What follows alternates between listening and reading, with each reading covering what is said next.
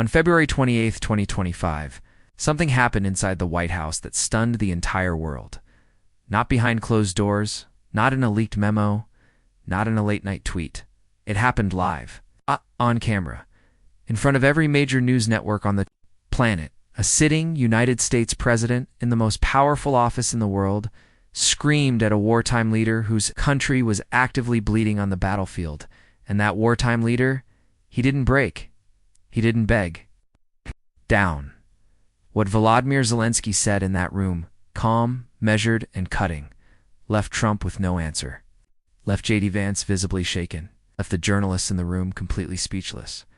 And what happened next? The cancellation. The ejection. The door slammed shut. Sent shockwaves from Washington to Moscow to every capital in Europe today. We are breaking down every single moment of that confrontation. What was really said, what it really meant, and why this may be the most consequential argument ever captured on live television in the history of American politics. Stay with me. Because this story is bigger than most people realize to understand what happened on February 28th. You need to understand what was at stake walking into that room. Volodymyr Zelensky had flown to Washington with one mission. Minerals deal, a massive agreement that would give the United States access to Ukraine's vast underground reserves of titanium, lithium, uranium, and other critical minerals worth hundreds of billions of dollars. In exchange, Ukraine needed something simple, desperately simple: security guarantees. A promise that America would not abandon them mid-war. 3 years into a devastating conflict with Russia, hundreds of thousands dead. Cities reduced to rubble, children displaced, an entire nation fighting. For its survival, Ukraine needed to know America was still standing beside it. Zelensky arrived at the White House that morning believing this was a business meeting.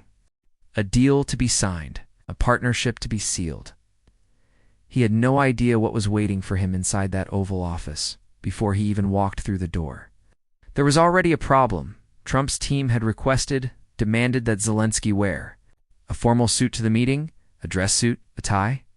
The traditional attire of diplomacy and protocol. Zelensky refused. And why? Because since Russia launched its full-scale invasion in February 2022, Zelensky had not worn a civilian suit in public even once, not a single time. His military green became his symbol, a statement to his people and to the world that Ukraine was at war, that the fight was not over. The president leads from the front. Refusing to change that outfit was not stubbornness. It was principle. But Trump's team took it as an insult. And so, before a single word was spoken about peace or minerals or World War III, the mood in that Oval Office was already poisoned. Trump met Zelensky at the entrance to the West Wing with a handshake, and the very first thing he said, the very first greeting, was a sarcastic remark about Zelensky's outfit. All dressed up today, Trump said with a smirk. A wartime president, a man who had survived assassination attempts, a man whose capital had been bombed. The American president's opening line was a joke about his clothes. It should have been. A warning sign of what was coming. Inside the Oval Office, cameras were rolling. Reporters were present. This was a public press event, scheduled, deliberate, on the record, and initially, the conversation was tense but controlled. Zelensky reaffirmed Ukraine's position. He thanked the United States for its support, something he had done publicly at least 33 documented times since January 2022. A fact that would become critical later in the meeting. He spoke about the war. He spoke about Putin. He called Putin clearly and directly a killer, a terrorist, a man who had broken every ceasefire he ever signed. Trump nodded. Vance sat nearby. Cameras captured every second, and then the question came that blew the room apart. A reporter asked Trump about his posture toward Vladimir Putin, about the fact that Trump had been conducting private negotiations with the Kremlin without Ukrainian representatives present, about the fact that Trump had recently called Zelensky a dictator for not holding elections during a war while simultaneously treating Putin as an actual authoritarian dictator as a trusted partner. Trump defended himself, said he was trying to align with both sides to achieve peace, and that's when J.D. Vance stepped in. J.D. Vance the Vice President of the United States, looked at Volodymyr Zelensky, a man leading a nation under active military bombardment, and said the problem was diplomacy. He said the Biden administration's confrontational approach toward Putin had led to more war and more destruction. He said the path forward was engagement, diplomacy. Talking to Russia, Zelensky could not let that stand because he had been there. He had lived through every one of those ceasefires. He had watched Putin sign agreements and then shred them. Had watched cities burn after every so-called peace deal collapsed. He asked Vance directly, calmly, but firmly, "What kind of diplomacy are you speaking about? What do you mean?" And then Zelensky said something that should have ended the argument entirely. He pointed out that Russia had violated ceasefire after ceasefire, not just under Biden. It's not just under Obama, but under Trump himself. During Trump's first term, Putin broke the Minsk agreements while Trump was in the White House. Zelensky had personally signed a prisoner exchange deal with Putin, and Putin refused to honor it. The facts were right there on the table, but Vance didn't respond to the facts. Instead, he pivoted to something else entirely. He accused Zelensky of running a propaganda tour, campaigning for Democrats in Pennsylvania during the 2024 election, of coming to the Oval Office and being disrespectful. Then came the line that made the entire world stop. Vance leaned forward and asked Zelensky, "Have you said thank you even once?" The room went still. Every journalist present felt it. Ukrainian delegation felt it. The cameras captured the exact moment Zelensky's expression shifted from a man trying to negotiate to a man being lectured about gratitude while his country was at war. Zelensky responded, and what he said, quiet, precise. Devastating is the moment the whole world is still talking about. He told Vance calmly. I said, "Thanks a lot of times." Vance pushed back. "No, in this entire meeting, have you said thank you?" Zelensky, who had thanked the United States publicly 33 verified times in 3 years, looked at Vance and said, "During the war, everybody has problems. Even you. But you have a nice ocean, and you don't feel it now, but you will feel it in the future." Pause for a moment. Absorb that. A man whose country has been under missile attack for 3 years. A man who has lost soldiers, citizens, infrastructure, territory. A man who gets up every morning knowing the city he leads could be bombed by nightfall. He looked at the vice president of the safest, most powerful, most geographically protected nation on earth, and he told him the truth. You don't understand. This war because you have an ocean protecting you. But the world is not as distant as you think, and the choices made today in this room will reach you. Eventually, it was not a threat. It was a warning. From someone who had already seen the future, that complacency creates. Trump immediately jumped in, voice raised, nearly shouting, "Don't tell us what we're going to feel. We're trying to solve a problem. You're in no position to dictate what we're going to feel." Zelensky tried to respond. "I'm not telling you Trump cut him off. You don't have the cards. Right now, you're gambling with the lives of millions of people. You're gambling with World War III. And right there in that sentence was the stunning reversal that the whole world noticed. The man who had spent weeks praising Vladimir Putin, the man who had privately negotiated with the Kremlin without Ukraine at the table, the man who had frozen military aid and called Zelensky a dictator, that man was now accusing Zelensky of gambling with World War III.